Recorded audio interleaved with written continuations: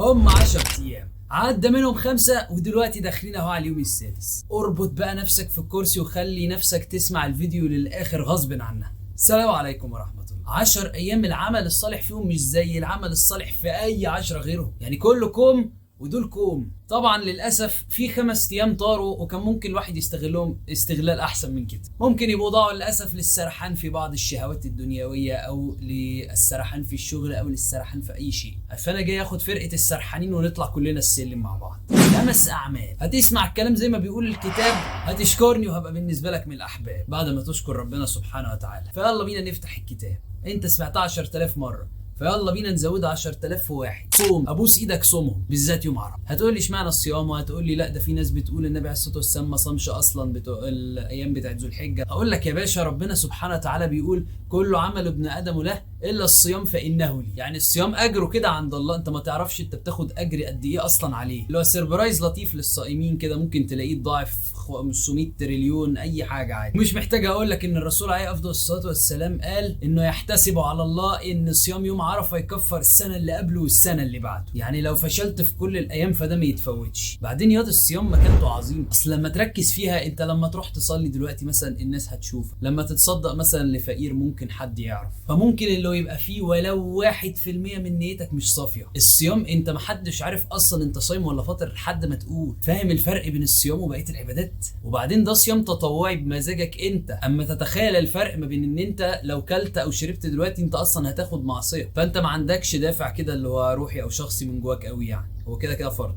لكن صيام تطوعي بمزاجك انت ممكن في اي ثانيه تكسر الصيام دوت بكامل قواك العقليه ومحدش يلومك ابدا. وبعدين مش الصيام عمل صالح، والاعمال الصالحه كلها عامه اصلا في ال10 دول احسن من اي حاجه الا المجاهد اللي رجع بدون نفسه ولا ماله، يعني رجع ميت اصلا. فيا ريت تصوم ولو يوم ويوم او يوم عرفه على الاقل زي ما قلت. طبعا بقى في حاجه لطيفه كده لازم نسترجعها من امجاد رمضان بقى اللي فات. ورد القران يرجع بقى. ممكن يبقى البعض بعد رمضان اللي فات قطع خالص مع القران، ممكن يبقى البعض التزم له صفحتين 3 مثلا، ممكن يبقى البعض مثلا حط ورد صفحه يوميا. بس الايام دي لا، انت ترجع يعني امجاد رمضان من اول وجديد بقى. طبعا هو عدى بعض الايام خلاص فصعب انك تختم في الباقي، واصلا الختم في 10 ايام على بعضه يعني مش حاجه سهله خالص. بس لو عرفت مثلا 5 اجزاء خير وبركه جدا. وخليك فاكر الف حرف ولام حرف وميم حرف، كل حرف هتاخد عليه حسنه. طبعا لبعض الناس المعجزات اللي عرفوا انهم يلتزموا بورد 3 اجزاء يوميا فكمل، وسيبك من اي حد يكلمك على التليفون او اي حد ينادي عليك. اعمل ميت كده لمده الكام ساعه دول، ما عدا بقى لو اب وام ما تستهبلش. ودي فرصه مش بطاله برضو عامه، مساعده الاهل في الكام يوم دول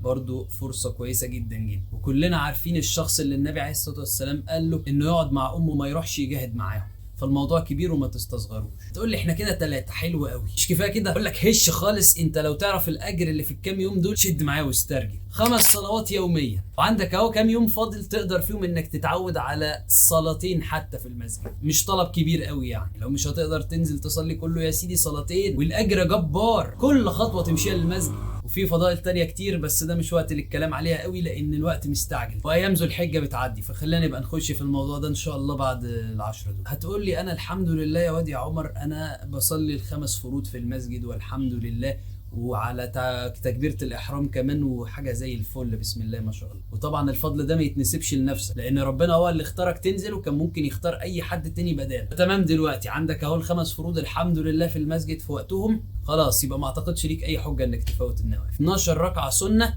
لما تصليهم في يوم ان شاء الله يتبني لك بيت في الجنه. 12 ركعه سنه هتصليهم في اي يوم يتبني لك في اليوم ده بيت في الجنه. ركعتين قبل الفجر، ركعتين قبل الظهر، ركعتين قبل الفجر، 4 ركعات قبل الظهر وركعتين بعده.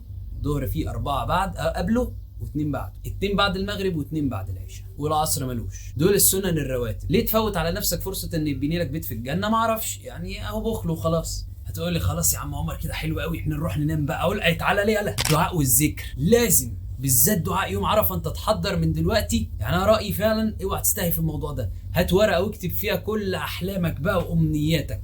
اكتب بقى جوازة سوسن، واكتب بقى اشتراك الجيم، واكتب بقى الطياره البرايفت. طبعا ما تنساش تدعي لاهلك واصحابك وفي ان ربنا سبحانه وتعالى يستعملك في الدعوه وفي الصحبه الصالحه، وتدعي بالاستقامه والثبات. ده مهم قوي. اللهم يا مقلب القلوب ثبت قلوبنا على دينك. دعاء مهم جدا جدا جدا. انت ما تضمنش نفسك هتموت على شرك ولا ايمان اصلا، فمش مستاهله الثقه العمياء ديت. لازم تحط الذكر طبعا الله اكبر ولا اله الا الله وسبحان الله والحمد لله ولا اله الا الله وحده لا شريك له، له الملك وله الحمد على كل شيء قدير، وسبحان الله بحمده 100 مره، سبحان الله العظيم وبحمده. كل دول كده ممكن تكتبهم في لسته دلوقتي وتحفظهم عندك، تقعد بقى تحدد لك ارقام وتقولهم. وفي ابلكيشن هسيب ان شاء الله لينكه في الديسكريبشن، يعني هو بيعد، انت تقعد تدوس عليه يزود رقم. بس هتقول لي طب ايه فايده الابلكيشن ده؟ هقول لك عشان ما تفضلش ماشي بسبحه ولا بالبتاع اللي بتتلبس في الصباع دي في كل مكان، لا تبقى معاك على الموبايل للانجاز يعني. وبرده تبقى حاجه حلوه كده ان الواحد يعمل عباده في المستخبي، يعني انت محدش عارف هل انت بتبعت حاجه على الواتساب ولا بتعمل ايه، وفي الاخر انت قاعد بتعمل ذكر على التليفون. لكن لو انت ماسك سبحه اكيد مفهومه يعني. طبعا ما ينفعش تنسى انك تدعي بقى لاهدافك الاخرويه بقى ان شاء الله، والاخره خير وابقى. وبس لو انت مفوت اي فرض من فروض ربنا وجاي تستعبط وتتفرج عليا، فيا ريت تتكل على الله، لان الفرض ده هيكون اهم من الفيديو صاحب الفيديو اللي بيتفرج على الفيديو. وما تنساش في يوم عرفه دعوه لاخواتنا في فلسطين وفي السودان، ويا ريت ما تختبش حد. امسك نفسك من المعاصي الكام يوم دول، ان زي ما في الكام يوم دول العبادات عظيمه فالمعاصي عظيمه برضه. وطبعا مش محتاج اوصيك بركعه وتر قبل النوم، ولو هتعرف اكتر كمان ليه لا، قيام الليل ده حاجه يعني شرف المسلم كده، حاجه كده تفك لمعه الدنيا في عينيك. ولو اقمت الليل ب10 ايات مش هتتكتب من الغافلين.